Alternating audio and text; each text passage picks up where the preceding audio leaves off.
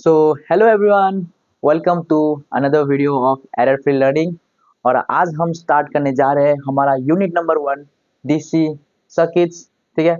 अब basic electrical engineering के जो कोर्स का ओवरव्यू है, थोड़ा सा ओवरव्यू, पूरा नहीं, एक मैंने थोड़ा सा बता दिया था आपको इसके पहले वीडियो पर, जहाँ पर सिलेबस के यूनिट्स के बारे में बताया था।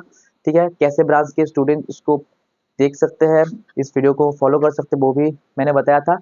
और साथ ही साथ मैं आपको एक चीज बता दूं, ये वाला सब्जेक्ट आपके कॉलेज में बहुत ही ज्यादा हाई पावरफुल सब्जेक्ट होने वाला है, क्योंकि इस सब्जेक्ट में आपको देखने को मिलेगा सबसे highest credit in your semester, जो आपके फर्स्ट या सेकेंड सेमेस्टर आपके ग्रुप के हिसाब से है। ठीक है।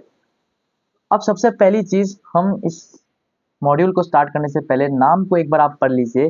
DC circuits. डीसी सर्किट्स का मतलब होता है डीसी और सर्किट्स, यानी कि ऐसे सर्किट्स जहां पर हम अगर डीसी सप्लाई देंगे तो उसके अंदर उसकी बिहेवियर, उसकी नेचर क्या होगी, वो हम यहाँ पे स्टडी करेंगे। या उसकी क्वांटिटीज को हम कैसे थ्योरम, कैसे लॉस, किन प्रिंसिपल्स के ऊपर डिपेंड करके निकाल सकते हैं, डिफाइन कर सकते हैं, वही चीज आपको यहाँ पर जानने को मिलेगी डीसी सर्किट वाले मॉड्यूल पर। सबसे पहली चीज, एक बहुत ही इंपॉर्टेंट कंसेप्ट है electrical network and electrical circuit. तो दोनों में अंतर क्या है? आई नो बहुत लोगों को ये चीज पता ही नहीं होता कि दोनों इंटर रिलेटेड है, थोड़ा सा डिफरेंस भी है दोनों के अंदर। ठीक है। तो क्या डिफरेंस है मैं आपको बताता हूँ। सबसे पहली चीज, एक इलेक्ट्रिकल नेटवर्क, अगर हम इसको कहें, it is a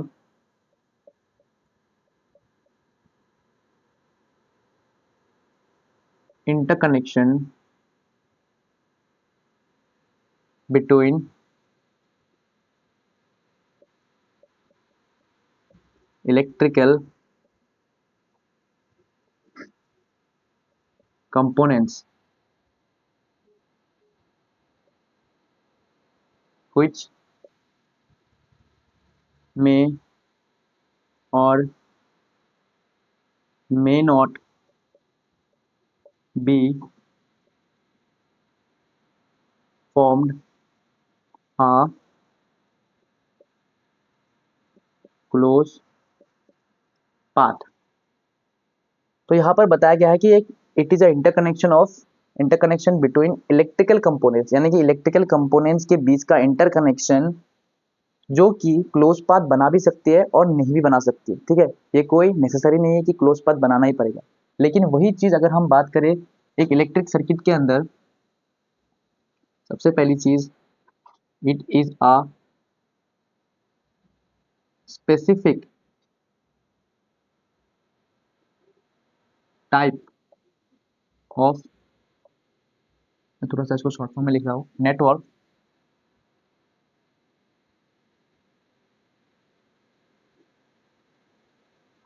which is formed by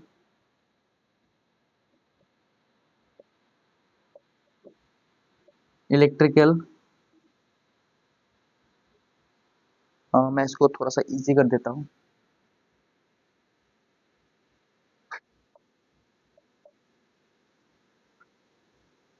which is formed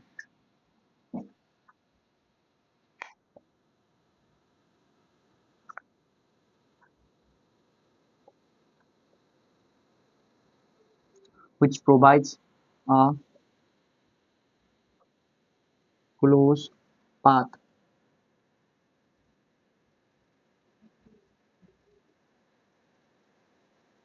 through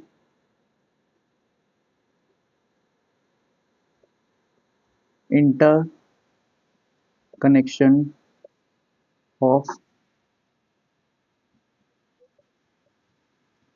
electrical components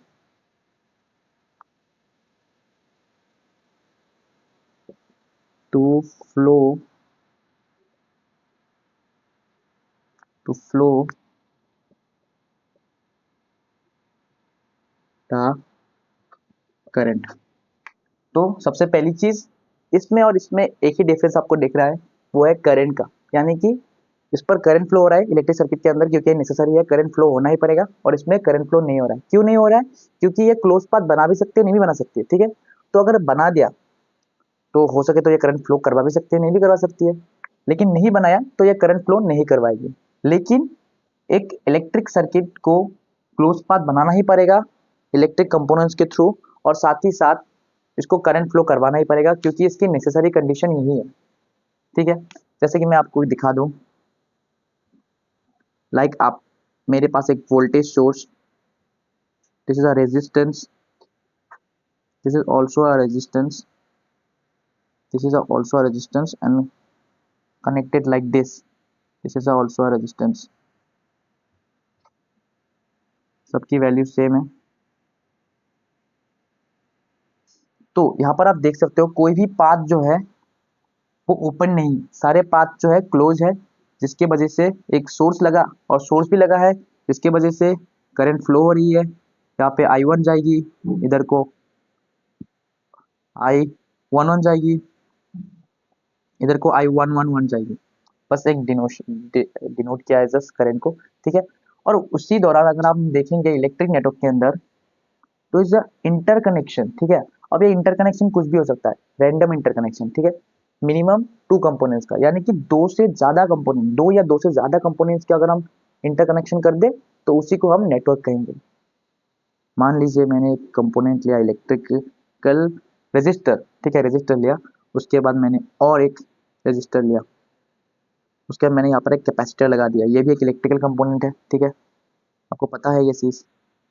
यहाँ पर मैंने एक इंडक्टर लगा दिया, अब एल इसकी मैग्नीट्यूड, ये सी, ये है आर, ये है आर, और इन दोनों टर्मिनल्स को मैंने खुला छोड़ दिया, यानी कि ओपन रख दिया, जिसकी वजह से ये जो है क्लोज पाथ नहीं बना रहा है, इसीलिए करंट भी फ्लो नहीं होगा, कोई सोर्स भी नहीं लगा है। लेकिन अगर हम इस पर कोई सोर्स ऐड कर दे वी वोल्ट का, तो और इस पर सोर्स को अप्लाई करते ही ये पूरा सर्किट क्लोज हो जाएगा और इसके अंदर करंट फ्लो हो रही है। लेकिन तब भी इसी तब केस में भी इसको नेटवर्क ही कहेंगे। क्यों? क्योंकि एक रफ मैं डायग्राम बनाऊं, मान लीजिए एक टोटल सर्कल है, उसके बीच में से ये एक छोटा और सर्कल है जिसको सर्किट कहा है,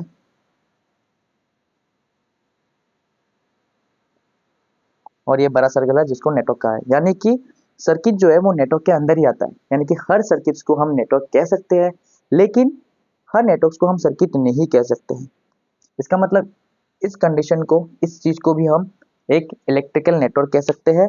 और साथ ही साथ अगर हमने इसका सोर्स मिटा भी दिया तो भी इसको हम एक नेटवर्क कह सकते हैं, इलेक्ट्रिकल नेटवर्क। लेकिन अब इस केस में इसको सर्किट नहीं कह सकते, क्योंकि इसका सोर्स चला गया है, एक ब्रांच जो है ओपन हो चुकी है, और साथ ही साथ करंट फ्लो नहीं हो रहा है, ठीक है। उसी के साथ साथ अगर हमने इस वाले कैपेसिटर को भी मिटा दिया तब भी ये एक नेटवर्क ही कहलाएगी, क्योंकि इसमें दो से ज्यादा इलेक्ट्रिक एलिमेंट्स हैं, दो या दो से ज्यादा इलेक्ट्रिक एलिमेंट्स हैं। अगर हमने मान लीजिए इस इलेक्ट्रिक एलिमेंट को रिमूव कर दिया और इस तरीके से को कनेक्ट कर दिया और इसको ओपन रख दिया, तब भी एक नेटवर्क कहलाएगी, क्योंकि इस पर दो इलेक्ट्रिकल कंपोनेंट्स कनेक्टेड है। तो आई होप आपको समझ में आ चुका होगा इलेक्ट्रिकल सर्किट्स और इलेक्ट्रिकल नेटवर्क्स का जो डिफरेंस है। हम बढ़ते हैं अपने नेक्स्ट टॉपिक। तो हम आ चुके हैं अपने नेक्स्ट टॉपिक के अंदर, जिसका नाम है ओम्स लॉ। तो इस लॉ को बैकबोन ऑफ इलेक्ट्रिसिटी भी कहा जाता है, क्योंकि इलेक्ट्रिसिटी के जितने भी थ्योरम्स है, जितने भी लॉज है, प्रिंसिपल्स है, कि हम जब भी न्यूमेरिकल या प्रैक्टिस करेंगे, हम जब एग्जाम देंगे, तो हर एक लॉ के अंदर, हर एक थ्योरम के अंदर ये वाला लॉ छुपा होगा, क्योंकि इसी से ही पूरी इलेक्ट्रिसिटी की कैलकुलेशन होती है, ठीक है। अब इसकी नॉर्मल कैलकुलेशन नहीं होती, लेकिन पूरी इलेक्ट्रिसिटी की कैलकुलेशन होती है। अब ओम्स लॉ क्या कहता है ये आपको भी पता है, मेरे को भी पता है, ठीक है, फिर भी मैं आपको लिख रहा हूँ आपके लिए। सबसे पहली चीज, at a constant temperature,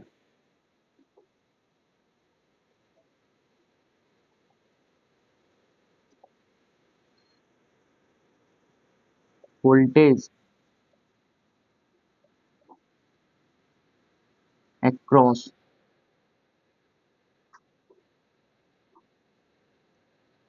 the two terminal of a conductor is directly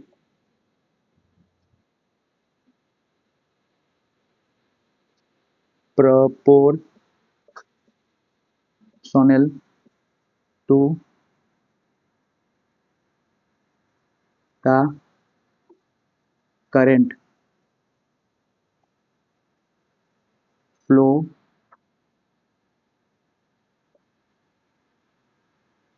through it. अब बहुत ही स्पीड में लिखा है और रफ लिखा है, ठीक है। इसका एक ही रीज़न है, क्योंकि ये सभी को पता होता है। सुन सुन के आप भी बोर हो चुके होंगे क्लास 10th में, 12th में, ठीक है। अब इंजीनियरिंग के अंदर फिर से आपको सुनने को मिल रहा है इलेक्ट्रिकल इंजीनियरिंग के अंदर आपको ओम्स लॉ। तो सबसे पहली चीज़, ये जो क्या करता है, ये ओम्स लॉ क्या करता है, हमें वोल्टेज और करंट के बीच में लीनियर रिलेशन को बताता है। अब जैसे कि अगर हम यहाँ पे y को v एक्सिस और x को i एक्सिस मान ले, यानी कि IV ग्राफ के अंदर, तो ये जो है एक लीनियर ग्राफ देगा, ठीक है।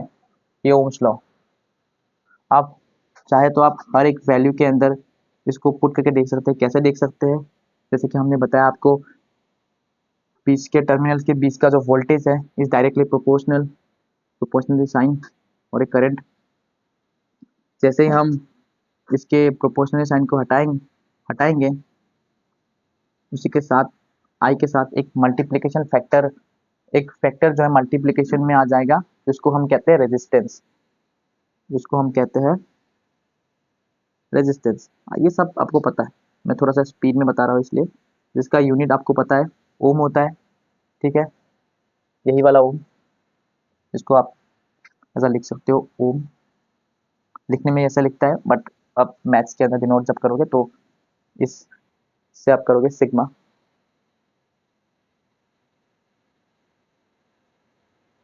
उसके बाद और एक चीज हमेशा इस चीज में याद रखना, voltage across the two terminals of a conductor is directly proportional to the current. So जो वोल्टेज है वो प्रोपोर्शनल है करंट के, करंट जो है वो प्रोपोर्शनल नहीं है वोल्टेज के, ठीक है। ये चीज हमेशा याद रखना, ये चीज बहुत इंपॉर्टेंट है, जो कि बहुत लोग गलती करते हैं। और अब हम जा रहे हैं हमारे नेक्स्ट टॉपिक, जो कि है इलेक्ट्रिक सर्किट कंडीशंस। अब इलेक्ट्रिक सर्किट के कुछ कंडीशंस होते हैं। अब कैसे कंडीशंस होते हैं मैं आपको बता देता हूँ। सबसे पहला कंडीशन है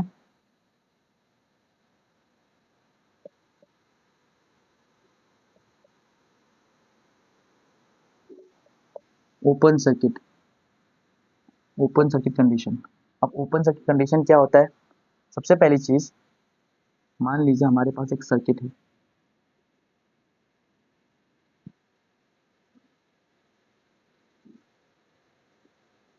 चार रजिस्टर्स कनेक्टेड है, it have battery, her branch के अंदर करंट फ्लो हो रहा है, इसको हम आई मान लेंगे। ये आई यहाँ पर डिवाइड हो जा रहा है I1 एंड I2 के अंदर, और ये सेम करंट I2 यहाँ से फ्लो करते हुए आ रही है, और फिर से ये ऐड होकर आई हो रही है, ठीक है। अब रजिस्टर कुछ भी हो सकता है, इसकी वैल्यू हम नहीं लिखेंगे। तो ओपन सर्किट कंडीशन क्या कहता है, ओपन सर्किट कंडीशन पे जो हमारी रेजिस्टेंस होती है, ठीक है, जो ओवरऑल रेजिस्टेंस होती है, मान लीजिए किसी भी ब्रांच के अंदर हम ओपन सर्किट कंडीशन को किसी भी पर्टिकुलर ब्रांच में देखा जाता है। मान लीजिए कोई भी ब्रांच हमारे ओपन सर्किटेड हो गई। ओपन सर्किटेड मतलब आपको पता है, नाम से पता चल रहा है, यानी कि सर्किट को ओपन करना, ठीक है। मान लीजिए मैंने इस वाले ब्रांच को इस वाले रजिस्टर के अंदर ओपन सर्किट कंडीशन होगी, ठीक है, इस वाले रजिस्टर के अंदर। तो जो ओपन सर्किट होने से क्या होगा, ये वाला ब्रांच खुल गया, अब करंट फ्लो नहीं होगी यहाँ से, अब करंट फ्लो नहीं होगी यहाँ से, क्यों नहीं होगी भाई? अगर करंट यहाँ से जा रही है तो इसको कोई पाथ मिलना चाहिए ना यहाँ तक आने के लिए, नहीं हो रही। जैसे ही करंट इधर को आ रही है तो इसको ये वाला पाथ मिला और ये वाला पाथ मिला, जैसे ही यहाँ पे करंट करंट आ रहा है तब उसको दिखने को मिल रहा है कि कोई पाथ ही नहीं है, तो वो क्यों जाएगा करंट? तो इस ब्रांच पे करंट नहीं जाएगी, जिसकी वजह से बहुत लोग इस ब्रांच पे करंट को ऐसे जीरो भी लिख देते हैं, और यहाँ पर यानी कि ओवरऑल करंट जो है वो यहाँ आएगी, इसको 2 ही बोल देते हैं। तो यानी कि किसी भी ब्रांच के अंदर अगर ओपन सर्किटेड हो गए तो उससे रिलेटेड जो नियरेस्ट ब्रांच है उसके अंदर करंट जीरो हो जाएगी। अब आपको देखना पड़ेगा कि करंट जा पा रही है कि नहीं। करंट अगर कोई लूप क्रिएट कर रही है, जैसे कि ये करंट ऐसे जा रही है, ऐसे जा रही है और ऐसे जा रही है, तो एक लूप क्रिएट हो रहा है। लेकिन जिस तरीके से ये करंट इधर जा रहा है कोई लूप क्रिएट नहीं कर पा रहा है, क्योंकि उसको कोई कंडक्टर नहीं मिला। ये बीच में एयर है, एयर, ठीक है, सर्किट का जो ओपन सर्किट है। तो ओपन सर्किट कंडीशन में ये क्या होता है, इसके बीच में जो रेजिस्टेंस था उसको हम इनफाइनाइट कह देते हैं। क्यों इनफाइनाइट कह देते हैं? क्योंकि आप देख लीजिए, एक टर्मिनल एक टर्मिनल, इन दोनों के बीच का जो रेजिस्टेंस है वो इनफाइनाइट है, यानी कि ओपन सर्किटेड है। इसलिए क्योंकि इन दोनों के अंदर कोई वायर कनेक्टेड नहीं है, ठीक है, दोनों की कोई वायर कनेक्टेड नहीं है, तो यहाँ से यहाँ तक करंट फ्लो होने के लिए कोई कंडीशन ही नहीं है, कोई वे ही नहीं है, पाथ ही नहीं है। तो अगर कोई करंट फ्लो नहीं कर पा रहा किसी पाथ से, तो वहां पर उस पाथ की जो रेजिस्टेंस है उसको इनफाइनाइट कह देते हैं। आप ही मान लीजिए अगर किसी पाथ के अंदर ज्यादा रेजिस्टेंस होगा तो उस पाथ से वो करंट फ्लो नहीं करवा पाएगा। इसी तरह यहाँ पर इनफाइनाइट है तो इसमें तो करवा ही नहीं पाएगा, इसलिए करंट की वैल्यू उसको जीरो कह देते हैं, या आप इससे भी निकाल सकते हो, current is equal to V by R. अगर हमें v की वैल्यू पता नहीं है लेकिन r की वैल्यू पता है, वो इनफाइनाइट है। अगर कोई भी क्वांटिटी इनफाइनाइट से डिवाइड होती है तो ओवरऑल रिजल्ट हमारा जीरो निकलता है। ये मैथमेटिक्स का एक टर्म है, आपको पता ही होगा ये वाली चीज़ कि अगर जीरो से डिवाइड होती है तो इनफाइनाइट होती है, इनफाइनाइट से डिवाइड होती है तो जीरो होती है। उसी तरीके से हमारा दूसरा कंडीशन है जिसको कहते हैं शॉर्ट सर्किट। अब ये चीज आपने बहुत सुना होगा घर में, ठीक है, भाई शॉर्ट सर्किट हो गया, भाई शॉर्ट सर्किट हो गया, भाई बोर्ड के अंदर जो है शॉर्ट सर्किट हो गया। तो इसका मतलब क्या है कि शॉर्ट सर्किट मतलब पूरी बिजली चली जाना या कोई चीज बंद हो जाना, इसको हम कहते हैं कि शॉर्ट लगता है शॉर्ट सर्किट हो गया। तो इसका एक ही मीनिंग है। जैसे कि मान लीजिए मैं आपको सर्किट के हिसाब से ड्रॉ करके दिखा देता हूँ। सेम सर्किट में लूंगा यहाँ पर भी,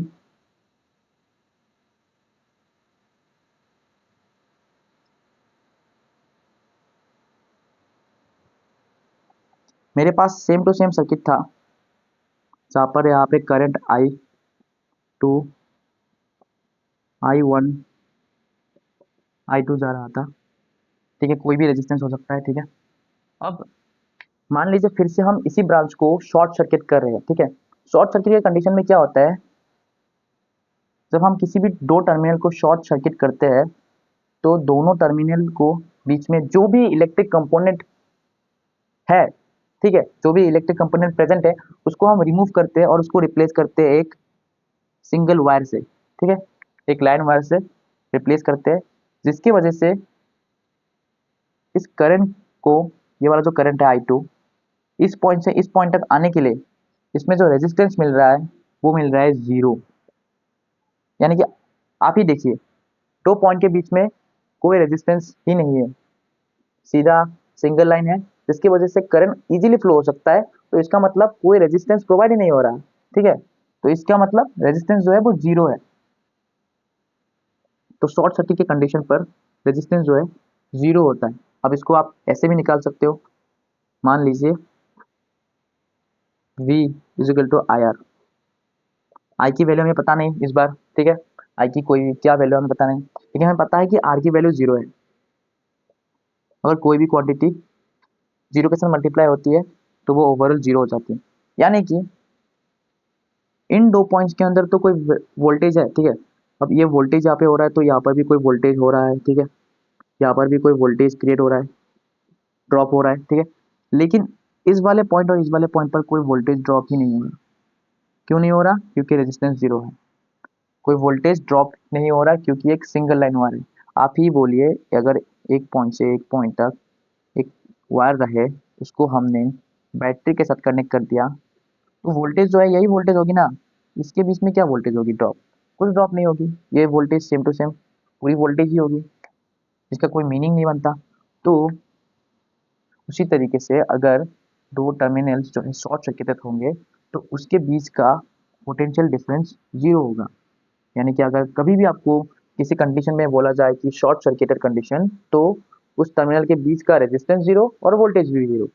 अगर आपको कहीं भी बोला जाए कि ओपन सर्किट कंडीशन, तो उस दोनों टर्मिनल के बीच का रेजिस्टेंस इनफाइनाइट और जो करंट है वो जीरो। ठीक है। आई होप आपको समझ में आ चुका होगा शॉर्ट सर्किट और ओपन सर्किट कंडीशन, क्योंकि ये बहुत ज़्यादा हेल्प होने वाला है, आपको हेल्प करने वाला है नेटवर्क थ्योरम्स के अंदर, जो कि हम पढ़ेंगे अगले लेक्चर के अंदर। हमारा नेक्स्ट टॉपिक जो है वो है क्लासिफिकेशन ऑफ एलिमेंट। अब हमें एक सर्किट के अंदर कई सारे एलिमेंट देखने को मिलता है, रेजिस्टर, इंडक्टर, कैपेसिटर और भी कई सारे एलिमेंट्स है जो हम आपको इस वीडियो में बताएंगे। तो सारे एलिमेंट्स को कौन सा एलिमेंट किस टाइप का होता है, ठीक है, किस प्रकार का होता है, वो जानना जरूरी है। रजिस्टर तो रजिस्टर है, लेकिन ये किस टाइप का एलिमेंट है ये जानना भी आपको जरूरी है, क्योंकि क्योंकि इसके नाम है, ठीक है। हर एलिमेंट का एक प्रॉपर्टी है, उस प्रॉपर्टी के हिसाब से इसको नाम दिया जा रहा है। उसी तरीके से हमने इस एलिमेंट को क्लासिफाई करने वाले कि कैसे कैसे एक एलिमेंट्स को किस किस प्रकार में लाते हैं, किस किस प्रकार में इसको मतलब मानते हैं कि हाँ ये वाला है, ये वाला है, रजिस्टर ये वाला है, इंडक्टर ये वाला है, या ये दोनों ये वाला है, ठीक है। अब पहली हमारी क्लासिफिकेशन जो होगी वो होगी लीनियर एंड नॉन लीनियर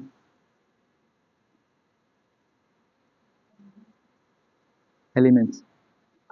अब लीनियर और नॉन लीनियर एलिमेंट क्या होते हैं?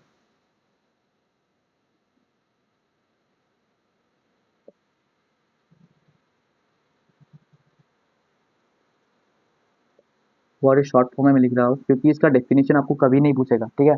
कंसेप्ट इंपॉर्टेंट है और न्यूमेरिकल इंपॉर्टेंट है।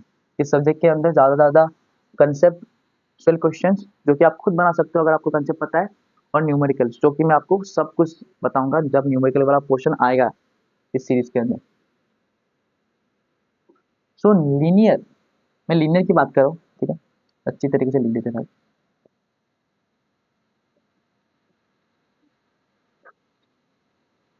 लीनियर एलिमेंट्स वो है जो फॉलो करते हैं, फॉलोज ओम्स लॉ।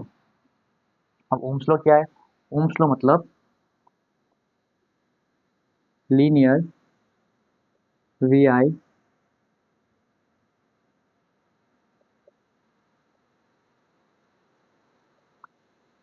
कैरेक्टरिस्टिक्स। अब कैरेक्टरिस्टिक्स का मतलब क्या है, आपको ये भी पता है कि जब हम किसी भी दो क्वांटिटी को ग्राफ में प्लॉट करते हैं, तो उसको हम कैरेक्टरिस्टिक्स बोलते हैं, ठीक है। किसी भी चीज़ की कैरेक्टरिस्टिक्स देखने के लिए हम उसको ग्राफ में प्लॉट करते हैं, एक्स और वाई एक्सिस में, ठीक है। जैसे कि मैंने वी आई कैरेक्टरिस्टिक्स बताया, तो वी आई जो कि लीनियर होगी यानी कि एक लाइन होगी। अब ये ओरिजिन से भी पास कर सकती है, यहाँ से भी पास कर सकती है, यहाँ से भी पास कर सकती है, डिपेंड नहीं, ये मैटर नहीं करता, बस लीनियर होनी चाहिए रिलेशन जो कि है वी आई और वी और आई के बीच में। So it follows the Ohm's law. बहुत ही सिंपल डेफिनेशन है। या आप ये भी कह सकते हो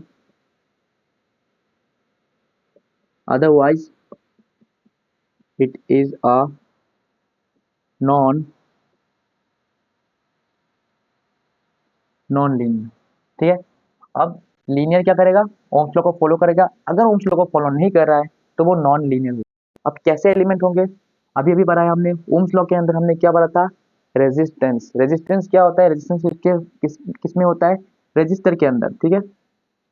एग्जाम्पल लाइक रजिस्टर। रजिस्टर जो है ओम्स लॉ को फॉलो करता है, क्योंकि ये रेजिस्टेंस है इसके अंदर, ठीक है। इसके अंदर रेजिस्टेंस नेचर है, जिसकी वजह से ये ओम्स लॉ को फॉलो करता है। और फॉलो कौन करता है? और फॉलो करता है ideal inductor.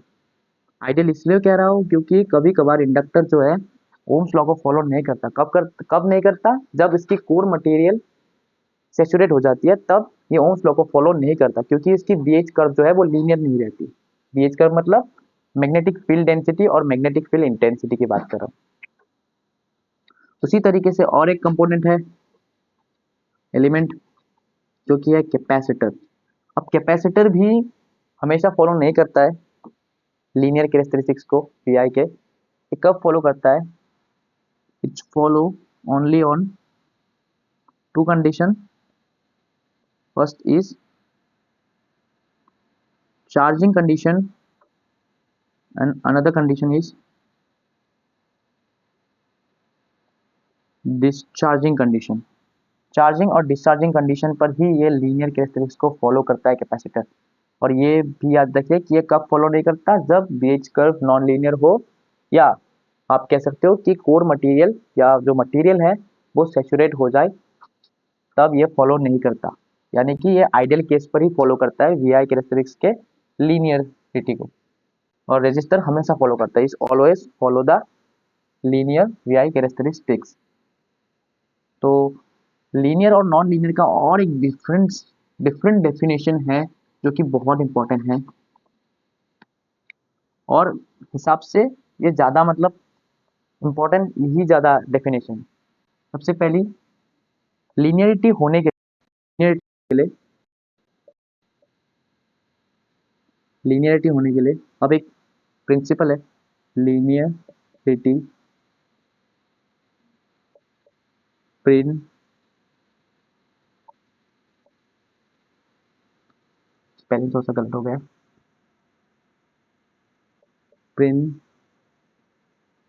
Principal, linearity principal.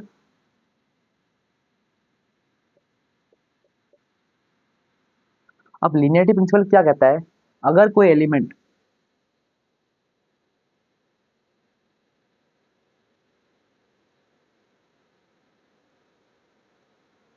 Homogeneity साथ ही साथ एडिटिविटी नेचर को फॉलो करता है, तो उस एलिमेंट को हम लीनियर कह सकते हैं। अगर दोनों में से कोई एक भी नहीं हो रहा तो इसको लीनियर नहीं कह सकते। अब होमोजिनिटी क्या है और एडिटिविटी क्या है, ये अब बात करते हैं। सबसे पहली चीज, अगर होमोजिनिटी और एडिटिविटी दोनों को फॉलो कर रहा है तो ये लीनियरिटी प्रिंसिपल को फॉलो कर रहा है, जिसको हम और एक नाम कह सकते हैं सुपरपोजिशन, प्रिंसिपल ऑफ सुपरपोजिशन। तो अगर ये कोई भी एक कंडीशन को फॉलो नहीं कर रहा, कहीं होमोजिनिटी फॉलो कर लिया लेकिन एडिटिविटी नहीं फॉलो कर रहा है, तब केस में ये नॉन लीनियर बन जाएगा। लेकिन अगर एडिटिविटी फॉलो कर रहा है, होमोजिनिटी फॉलो नहीं कर रहा, तब भी ये नॉन लीनियर होगा। लेकिन अगर दोनों को फॉलो कर रहा है तब ये लीनियरिटी होगा, जिसको हम कहते हैं प्रिंसिपल ऑफ सुपरपोजिशन। ये एक दूसरा नाम, जिसको हम लीनियरिटी प्रिंसिपल भी कहते हैं। तो होमोजिनिटी होमोजिनिटी क्या है?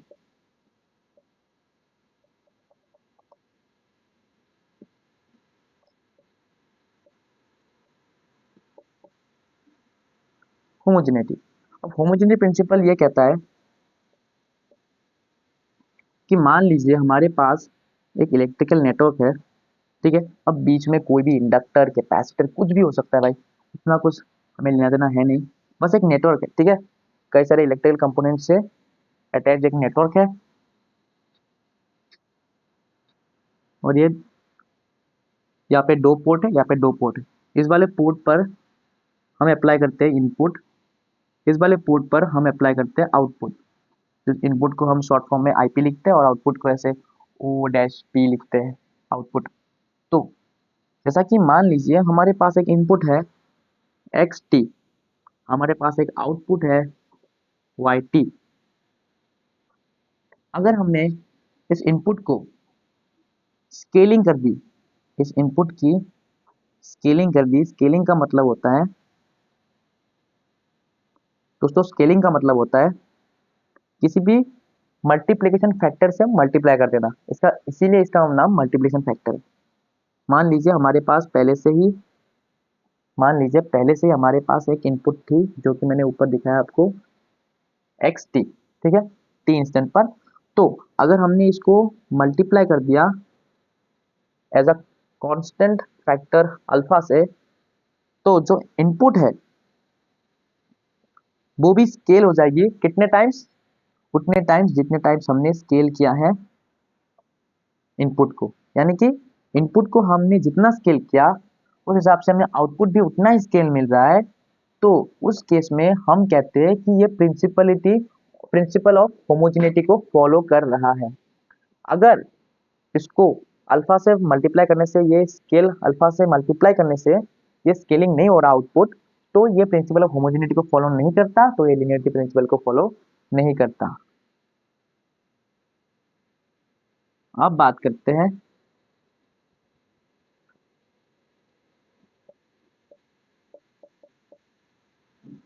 एडिटिविटी। अब एडिटिविटी क्या कहता है कि अगर हमने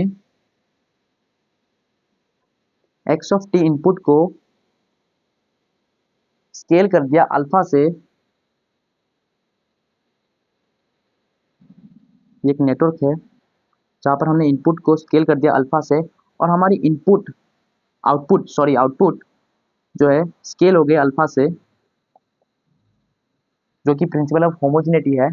और उसी दौरान हमने और एक दूसरा साइड में लिख देता हूँ, यहाँ पे नहीं लिखूंगा, थोड़ा सा इसको खिसका देते हैं।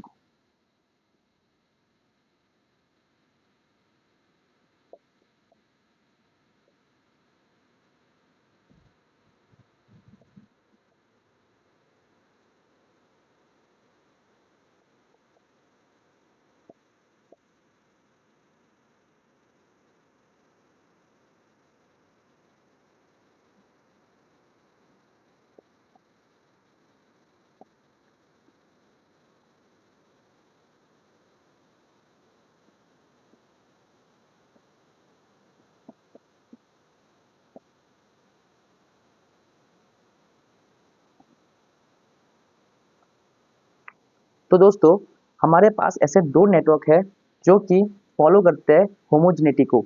यानी कि हमने इसको अल्फा टाइम्स स्केल कर दिया, जो कि हमें आउटपुट भी अल्फा टाइम्स स्केलिंग मिला, जिससे हमने और एक दूसरा नेटवर्क लिया, जिस नेटवर्क को हमने बीटा टाइम स्केलिंग किया, जिससे आउटपुट भी हमें बीटा टाइम स्केल मिली। तो उस दौरान अगर हम एक फाइनल नेटवर्क लेंगे, एक फाइनल नेटवर्क लेंगे जो कि इस नेटवर्क का इनपुट का समेशन होगा alpha x T plus beta x T. अगर हमने इन दोनों डिफरेंट होमोजेनिटी नेटवर्क के इनपुट्स का समेशन एक दूसरे नेटवर्क के अंदर इनपुट ले लिया, और उस केस में अगर हमें अगर आउटपुट भी